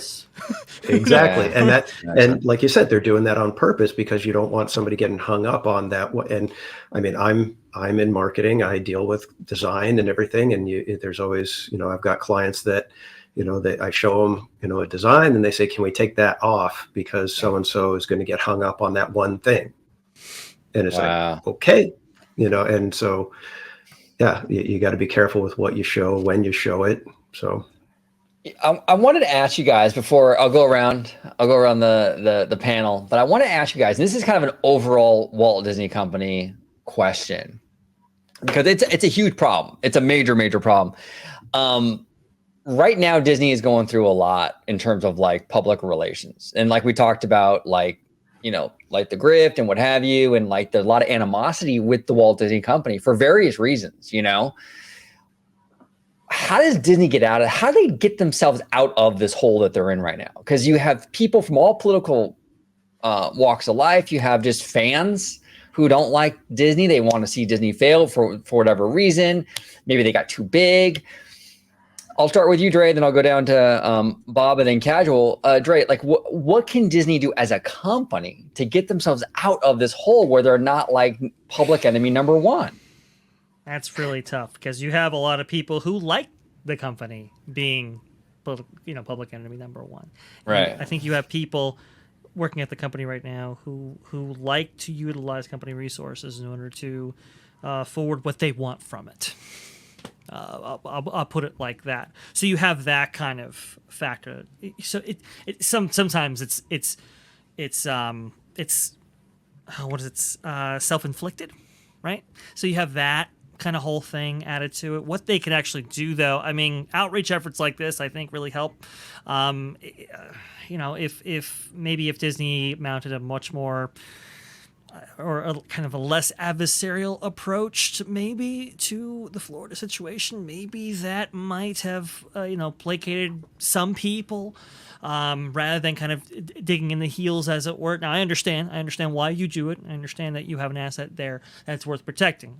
I totally get that, but as maybe badly as DeSantis is being perceived in the situation, Disney's not necessarily being perceived much better. I will say much better. And I think this is a sore eye for the company in that way as well.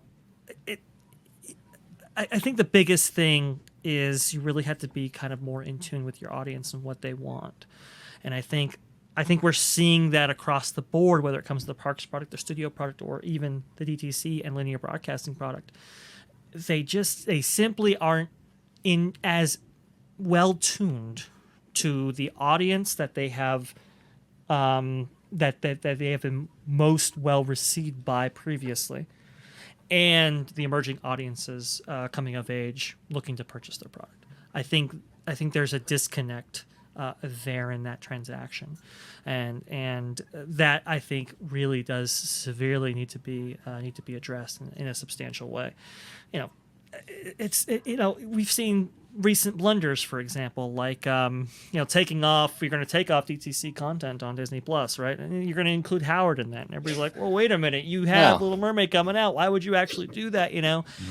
if you were more in tune with your audience, you wouldn't have made that decision, let's say. And that can be extrapolated out to bigger things, like the Lake Nona thing, for instance, right?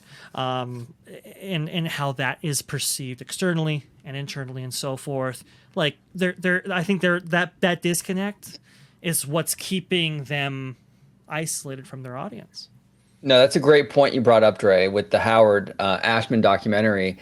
Sure. It's like, and we talked about this on the phone today, actually, like you said, you have Little Mermaid coming out like in just like a week or two, I believe. I mean, highly anticipated big movie from Disney that's based on the movie that was like, I mean, Howard Ashman was an integral part in that whole thing.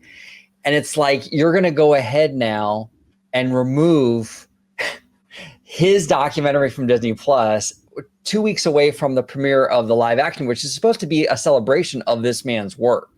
Yeah. I mean, it's so incredibly tone deaf. Like, I don't think it's malicious in any way. I'm not saying Disney purposely did this or anything like that. It's, but it's so tone deaf that they wouldn't consider that.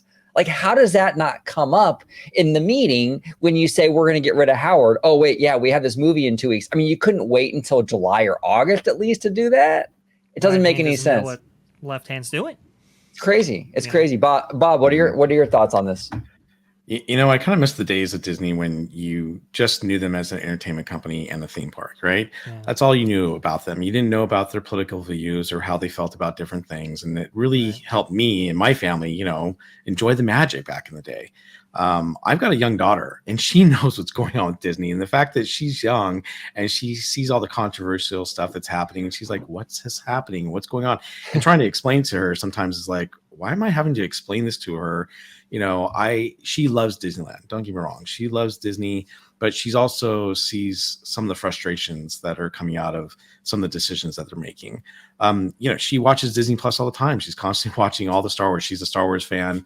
But she questions, why aren't certain things on Disney Plus? And why can't I watch that? If this was part of Disney history, then why don't we have it on here? And I'm like, wow, and it's just unfortunate, that we have to, deal with things like that. The other thing is, if we, like you said, we got some blunders happening over in Florida. That'd be great if that would just stop. It seems like it's just gotten a little too far. I'm not saying I agree or disagree with anything. I'm just saying that it's gotten to the point where it's like, really, how long are you going to push this until you really upset the masses? On the other hand, Dre brought up a good point about, people and, what is your customer base?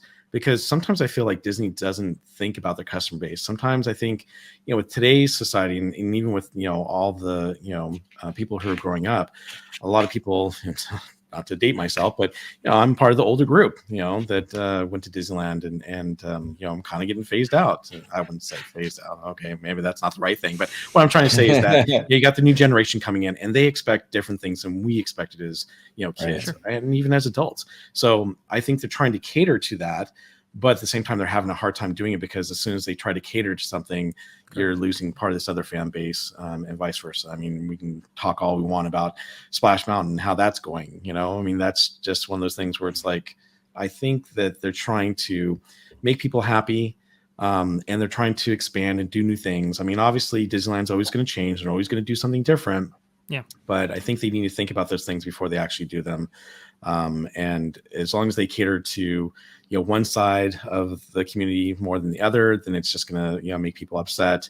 So I know they're trying to, roundabout do what they need to do to try to make things, great for everyone. But again, they need to keep out of the limelight on some of the stuff. And I think if they did, it would really make, the magic come back even more. And not that it's gone. It's just that I think that, it would just make the experience of Disney much better for everyone. Well said, Bob. Well said. And like, this is the other thing too, that this is the real problem for Disney. It's the gift and the curse, right? Disney's is a very unique product. It's a very emotional product, right? Like, for example, Universal can close an attraction and build something else. And you might have a few people on Twitter or whatever say, oh, that sucks. I really like the Jaws ride, but okay. But it's not going to be the amount of emotion involved as you would if you were shutting down something at Disney. Disney is a very emotional thing for a lot of people beyond just about any other brand. And that really ties Disney's hands and what they can and can't do. It just does. I mean, they don't have the creative freedom really in a lot of ways that like a Universal has. Universal can look at any of their stuff and go, you know what? Yeah, we can take that out. We'll put this in. And yeah, there'll be people that are upset that they took it out, but it's not going to be that same kind of visual, kind of like this emotional response as it is at Disney. So it's tough. And Bob, you hit the nail on the head with that, man. It's generational. So you have people like, like older guys like us who are like, okay, we like this stuff, but the new kids don't care about it. Like, how do you balance that, right? And you have to change in order to appeal to that upcoming base. I mean, we saw this in the 80s, right?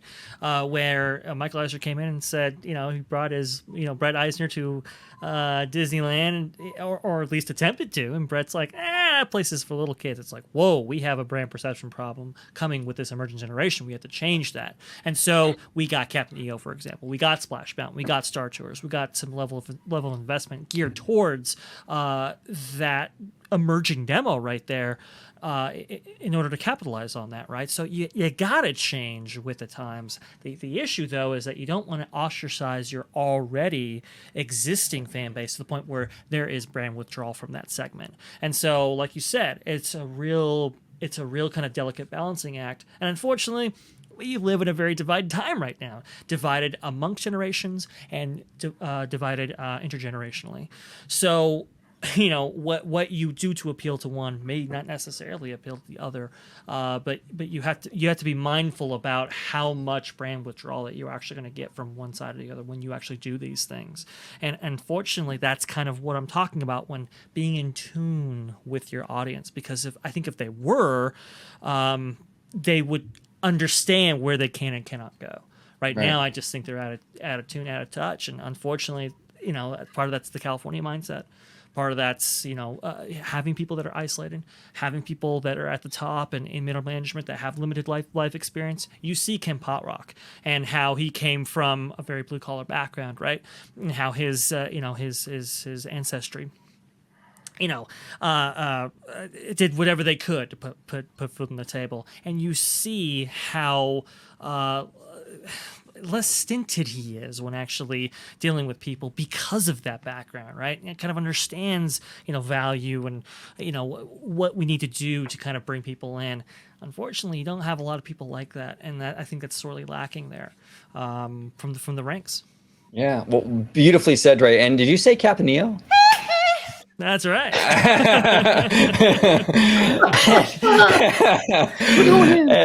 and Casual, what are your thoughts on this? How can Disney kind of get out of this hole, right, that they're in right now? Like, they're just getting it from all sides. I think they need to look back. I mean, we're all a similar age, most of us on this show right now. But my son, he fell in love with Disney, right? My mom had fallen in love with Disney. How do you get all these generations to fall in love with you? For me, it's because the stories they told were relatable no matter who you were. What I feel that Walt Disney tried to do was to get people to believe in magic. It sounds as cheesy as can be. I get it. But he understood something, that when you can look at the world with wonder, with excitement, when you can want to have a giant riverboat so bad that you're willing to mortgage your house for it because you know what? It's going to be freaking cool. It's going to be so fun. Walt knew how to draw that out of people. Yeah. Whether it was his animators or his Imagineers, he knew how to get people to look past the reality of the situation, the limitations that we're dealing with, and say, you know what? No, we're going on the other side where the magic is. Where, the little quote, it's fun to do the impossible. Yeah. That's what Walt did. He didn't look at demographics. He didn't say, oh, well, this is going to appeal to this age group, and then we got to add this character to appeal to this age group or this demographic, whatever. He was making stories so that, I mean, and I look at it as Pixar had that magic.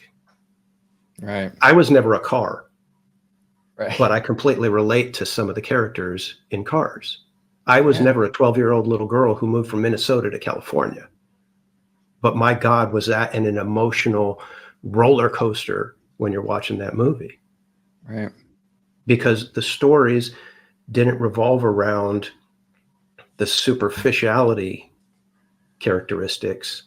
It was those characteristics that we all share.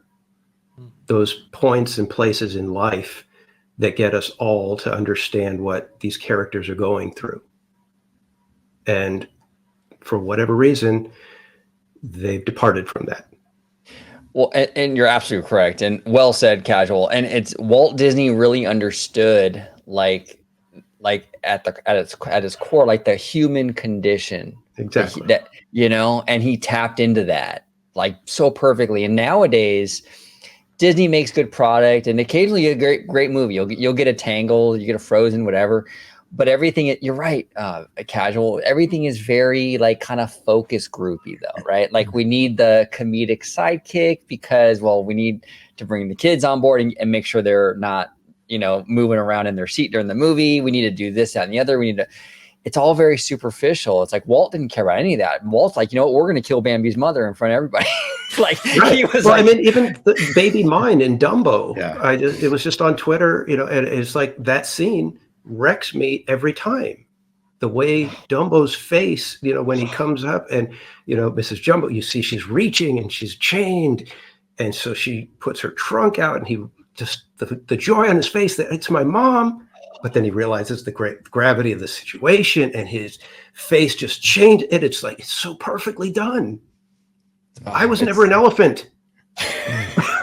Why do I don't need to see somebody who looks or whatever exactly like me? I need to understand what they're feeling. Right. And they don't do that very well anymore. Right.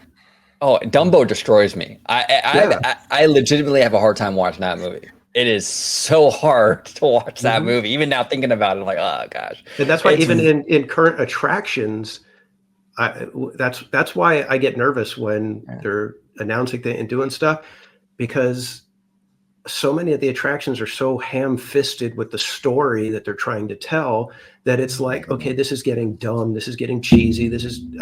I'm not putting myself in the story. I'm being thrust into the story, and I'm like, and it's like at times I'm like, okay, I get it. Maybe it's not for me. Maybe the little kids love it. But at the same time, it's like, when I was growing up, adults were getting into this just as easily as the kids. My mom, like I said, my mom fell in love with Disney. Yeah. She didn't get there until, the 70s. She was already old, had kids, and I don't know. When you're thinking about those stories, when you're thinking about those characters, when you are emotionally invested into whatever they produce, you think less about the production and you think less about who's at the top, like CEO wise, and what they're tweeting about on Twitter, and what Kirsten Williams McCarthy's saying, and you think less about that stuff. And I mean, it really is content driven in a lot of ways, and unfortunately, the content is really kind of it's out of tune, and they got to get back to that because you're going to see more brand withdrawal if they don't. Yeah, actually, I don't know if it's necessarily that it's out of tune. I just think they're targeting things. It feels weirdly. Yeah. It's Disney is a company. They have to shoot for the broadest base. You can't.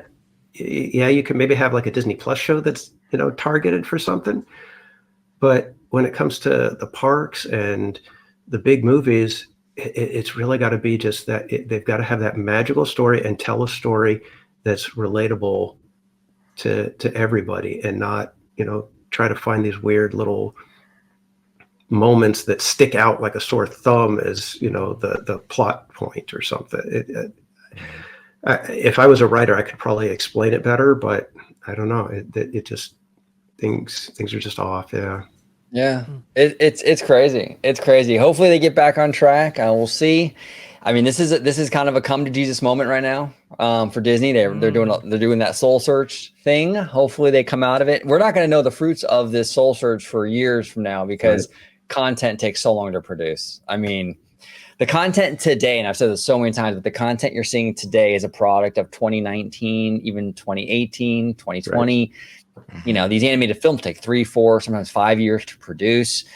So it's a long road, but we'll see. But gentlemen, it was an absolute pleasure talking shop with you. Bob and Casual, thank you so much for covering that Disneyland Forward event. Fascinating stuff. Yes, absolutely. Gotta give it up to them, right? Got to give it up to them. And again, I want to make a reminder to the audience. I will be linking their information in the description below. Follow them both on Twitter and subscribe to their YouTube channels. They're absolutely amazing guys and amazing content creators. Casual, I believe you're celebrating 600 subs now on your 600 channel. subs, and May 20th. I think that's when this video will be premiering. Is my 1-year anniversary from when I released my first YouTube video.